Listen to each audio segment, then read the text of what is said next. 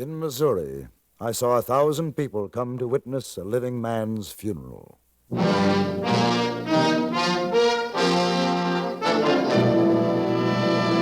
Frontier Gentlemen.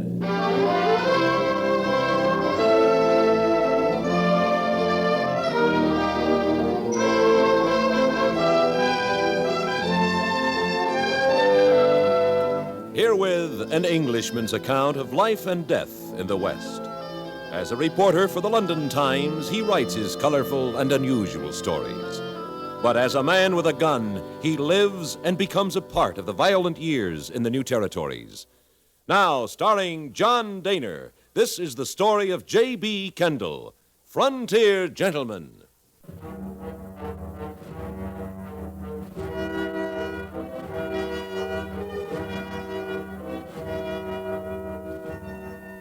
Prior to the war between the states, Cole Williams and his band of Missouri irregulars terrorized Kansas. He was reported to have been mortally wounded in his last monstrous raid, but his body was never found. So when I heard that a man said to be Cole Williams was dying in the river town of Batesville, Missouri, I traveled 300 miles in 4 days on the chance that I might get to talk to him. I found the man under personal guard of the sheriff in a room at the hotel. No, mister, I'm not letting anybody in that room that don't belong here. But, Sheriff, I'm a newspaper correspondent. It don't make no difference to me. My name is Kendall. I write for the London Times. It still don't cut anything with me. I ain't wearing him out on no newspaper man. Then will you answer a few questions? You ask him, we'll see. Is the man really Cole Williams? Don't know yet. We all know this fellow around here is Bill Adams. We're waiting for someone who knew Williams to make sure. You say you've known him as Bill Adams. Does that mean that he has been living in Batesville? 12 miles east of here. He's been working him some ground out there, enough to keep himself fed. I see. Comes to town about twice a year. It's hard for him, you know. How's that? He's crippled. Oh? Got a bad hip. Had it ever since he first come here. Barely get on a horse. How'd that happen? Never said. Always kept to himself. I should think as sheriff you might inquire. No, you're wrong there. Next question. How old a man is he? Doc and I figure about 38, maybe 40. He won't tell us nothing. Well, this rumor that he is Cole Williams, just how did that start? Somebody left him outside my office 4 nights ago. Hey, what? That's right. He was real sick, and they just rode off and left him there. He'd stuck a note in his pocket saying he's Cole Williams. We don't know any more than that. Well, do you have any idea who brought him? We suspect a rider who's been seen going to Adams' place every now and again. Man probably come calling and found Adams the way he is. Is it true this man is dying? That's what the doc says. It's the rots. Rots? Swelling on the side of his chest, sore looking. Well, what does the doctor say it is? The rots. You don't know any more about it than I do. Sheriff, would you let me in to ask him a few questions? No, I won't. But why? You through with me now? Well, he's able to talk, isn't he? Sometimes. It ain't that. Well, then may I just look at him? Did you know Williams? No. Then you ain't going in. I figured to keep him alive. Only persons to get in there is going to be them who knew Williams. I got important people coming. Official people. If he really is Cole Williams, there'll be a lot of questions they'll want answered. Army men, I presume? Them and others. Officials from certain towns in Kansas? Them in particular. Yes, sir. I figure a lot of people from over there are going to want to know why he done them things. Why he and his men tore up their towns. Do you think he'll tell? Don't know. But he's dying. Maybe that'll make a difference. No, sir, Mr. Kendall. I'm going to keep him alive to find out. Now, you get on downstairs with the rest of the boys.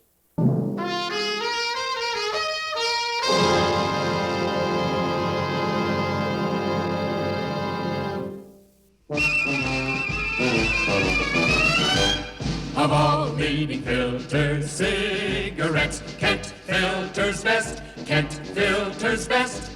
It makes good sense when you smoke Kent, Kent Filter's best. Of all of the brands of cigarettes, Kent tastes the best. Kent tastes the best.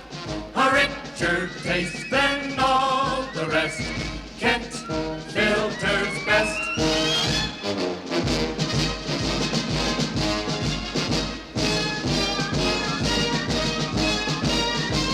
It makes good sense when you smoke Kent. Of all leading filter cigarettes, Kent Filter's best.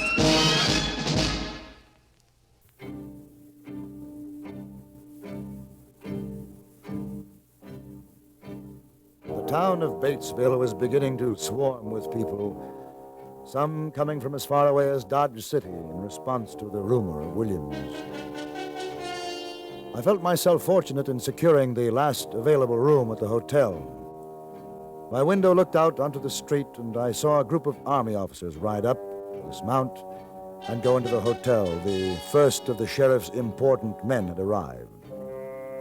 Knowing that if the man turned out to be Williams, my story would be of the greatest interest to American papers beside my readers in England, I decided to find a man to take my copy to Kansas City, the nearest wire terminus. In the saloon, I found a grinning little man with two of the requirements I needed, one of them being that he was drinking pure water. He followed me to my room to talk over my offer of a job. My name is Kendall. What's yours? Bandy is all I ever heard. What kind of job you got for me? Mr. Bandy, I presume you're aware that a man said to be Cole Williams is dying in this hotel? I heard it on the trail. Thought I'd come on over and maybe get to see him. I don't really want no job till it's over. Sit down, Mr. Bandy. Chairs is for dudes, Professor. I'll just hunker down here on the floor if it's all the same to you. Now, I want you to...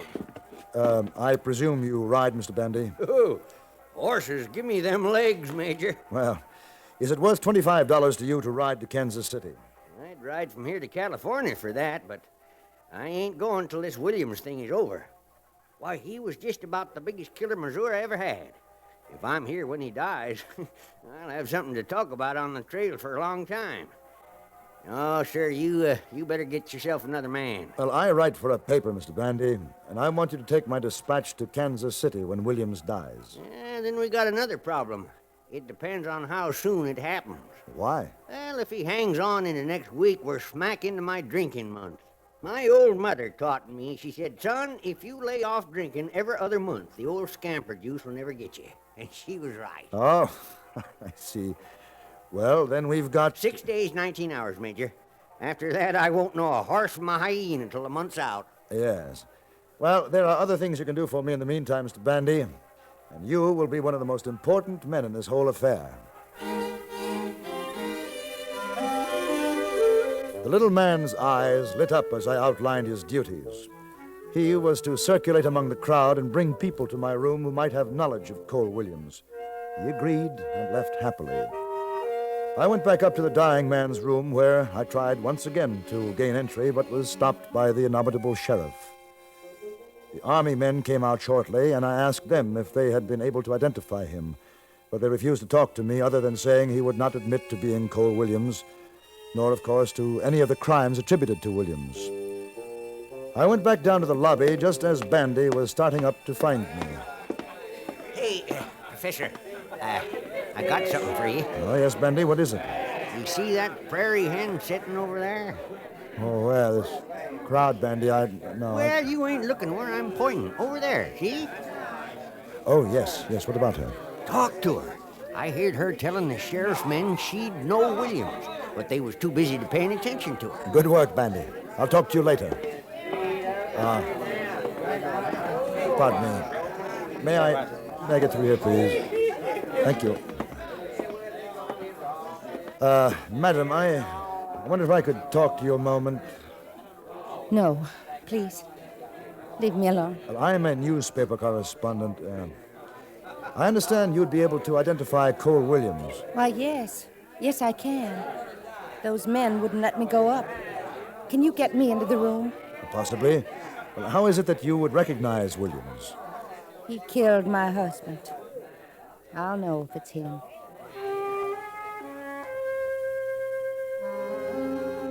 She was pretty, in her middle 30s, and dressed all in black. I persuaded the sheriff's deputies to allow her to go to the dying man's room. The sheriff himself took her in while I waited in the corridor. When they returned, she was sobbing quietly, and he signaled me to take her downstairs. Instead, I offered to let her use my room to compose herself, and she accepted gratefully. Sit here. Thank you. You're very kind.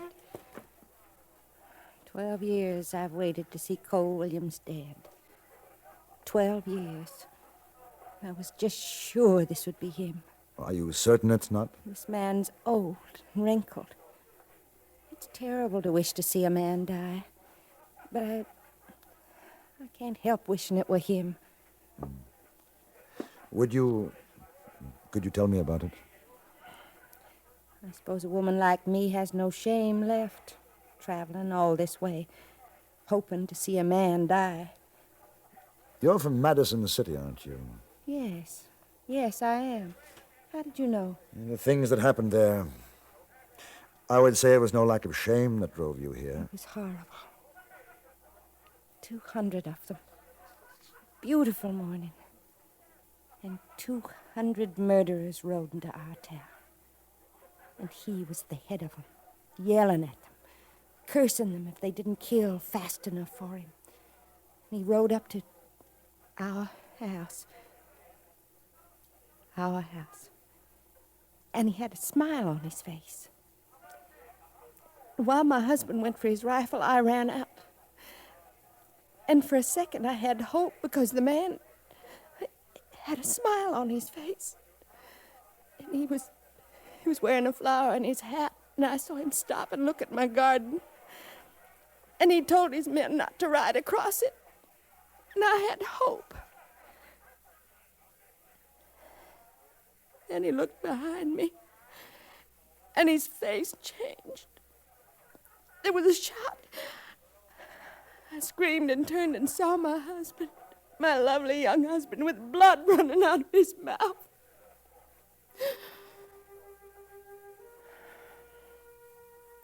He died while I shouted at the man.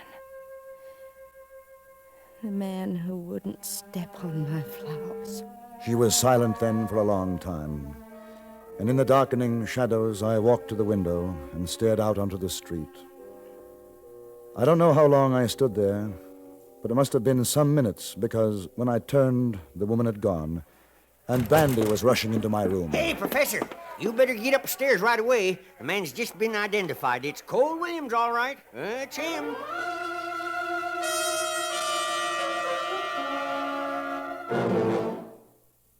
Come on and go, go, go in a Plymouth, a go-kart through and through. You really go, go, go for a Plymouth, and Plymouth will really go for you. 15 minutes behind the wheel. That's all it takes to convince you that the 59 Plymouth's really got it. Got the newest of new design, new sport car handling ease, new Fury performance, new get up and go. Just tell your Plymouth dealer you want to sample the go. Then you turn the key and Plymouth's new Golden Commando V8 leaps into life. Now you just push a button and go on your way to the most fun-filled 15 minutes of your driving life. See your Plymouth dealer. Take your fun drive in the 59 Plymouth real soon. You really go, go, go for a Plymouth, and Plymouth will really go for you.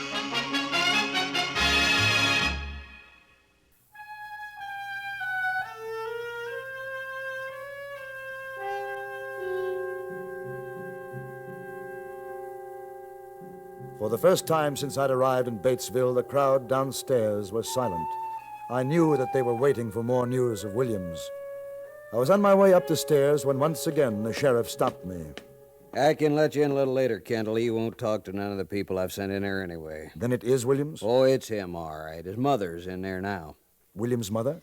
You remember the man I said we suspected of leaving Williams outside my office? Yes. He brung her. His name's Shad Barlow.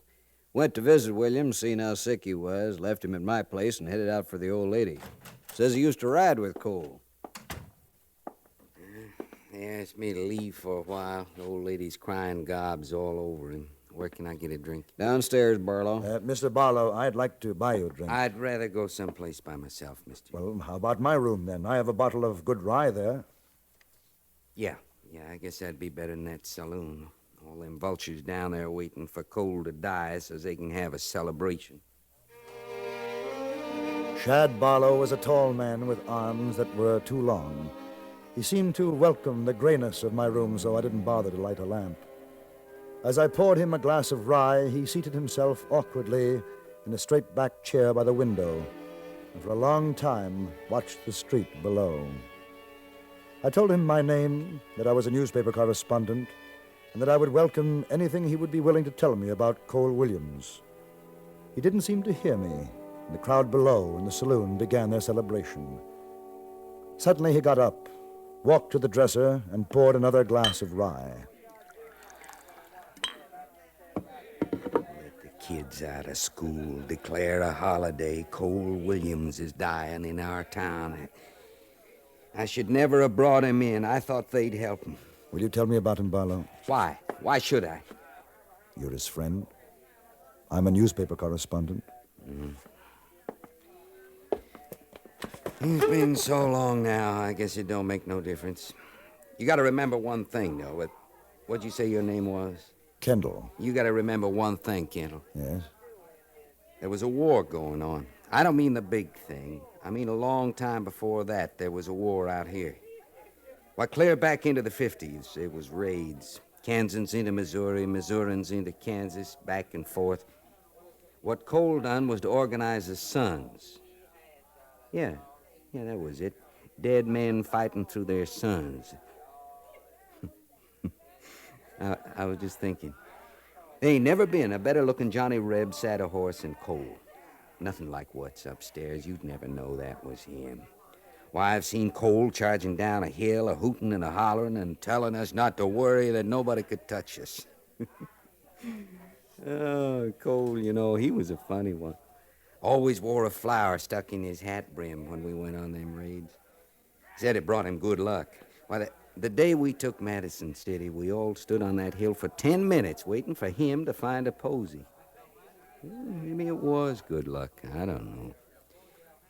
Told me one time he wore it on account of his brother. His brother? Sure. He had a younger brother who loved flowers. Growed a little patch of them on the side of the Williams house. Then one day the Redlegs came, the Kansans. They come riding in this day and tromped all over the kid's flowers, mean-like, just looking to jayhawk somebody. Cole's brother ran out to tell him to get, and they shot him down. Cole was, 26, 25 or 26. He was away, and when he come back, well, it sure made him mad, real mad, for a long time. But I guess he's got over that by now. Has he? I'm just wishing now I hadn't come to see Cole, that he just died out there at his place all by himself. Why? He was your friend. Oh, and people downstairs, most of them are glad he's dying. They just come to make sure. Yes. Besides, I'd kind of put them years away, like a saddle you don't use anymore.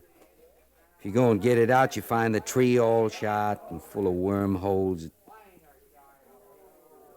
When he dies, what'll they do with him? I mean, it won't be a law planting, will it?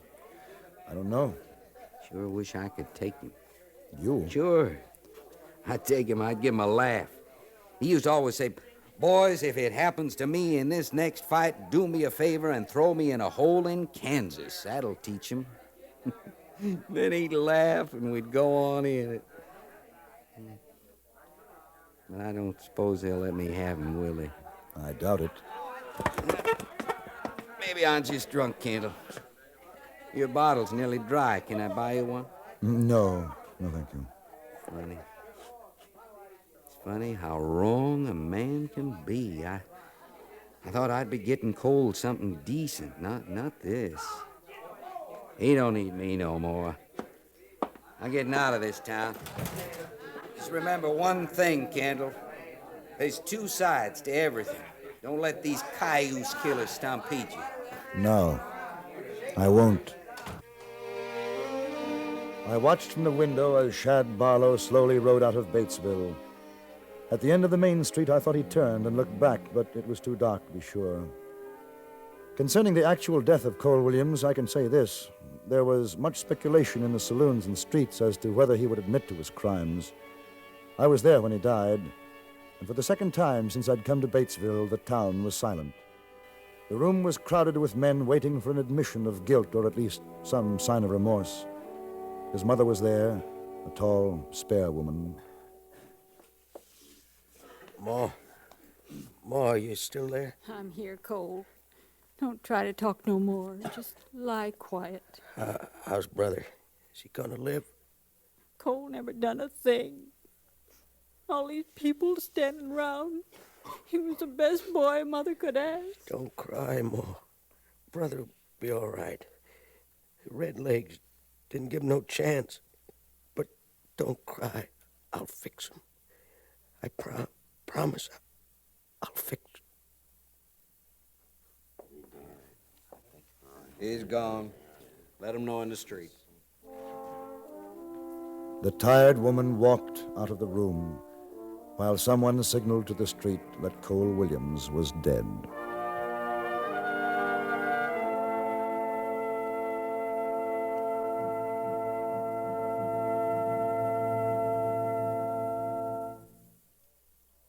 Getting away from it all is a big part of everybody's dream. Still, nobody wants to come back from a weekend like Rip Van Winkle so completely at sea about what went on during his absence that he couldn't find a place for himself in his old hometown.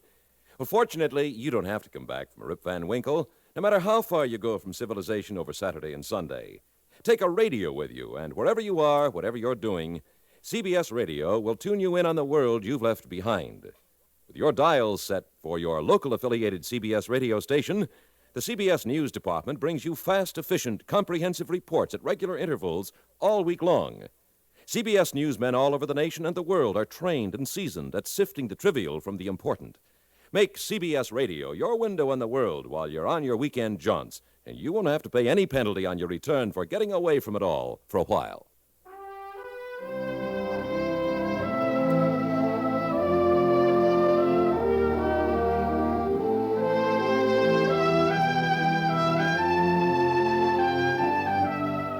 Frontier Gentleman was produced and directed by Antony Ellis.